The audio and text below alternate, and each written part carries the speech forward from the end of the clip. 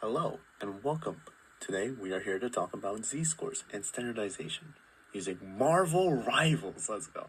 But before we get to that, let's first understand standardization, since it is the key to understanding the z-score. The standard normal distribution is where the mean of something is 0 and the standard deviation is equal to 1. Every deviation is simply 1. So if your x value is 1, you're 1 z value away from 0. If your value is negative 2, your a z value away from 0 is negative 2. What you do with this information is find the area to the left by utilizing these two tables.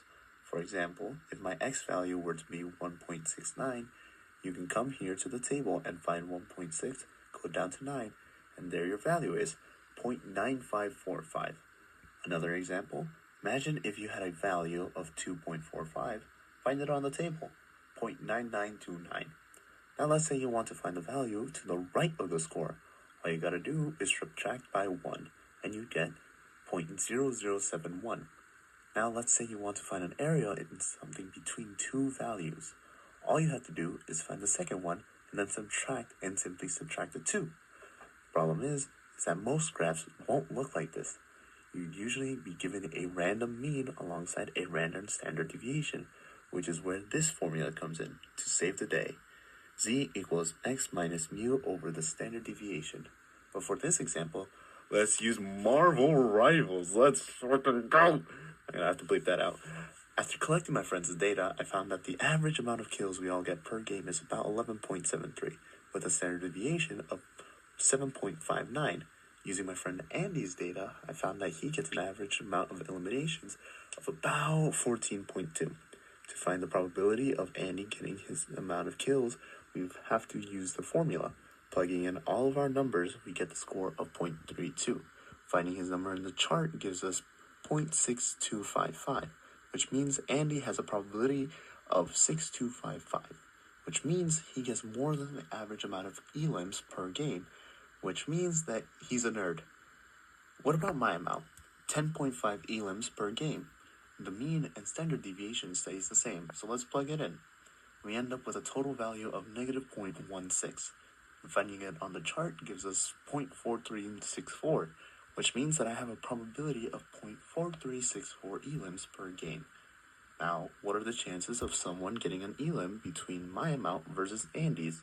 Taking the two previous values and subtracting them with each other gives us the total amount of 0.1891. Now let's switch our numbers to be our wins versus our losses, not the amount of our elims. Found out that our mean of wins per 10 games is about 5.67, and our standard deviation is about 1.24. Andy has an average of 7 wins per 10 games, so plugging in those numbers, we get a value of 1.07, which finding it in the chart gives us 0.8577. So Andy has a proportion of 0.8577 wins, which could also mean that Andy doesn't go outside and spends too much time playing games. To find the probability of him losing, all we have to do is subtract by 1, which gives us 0.1423. He should really go outside and find a job.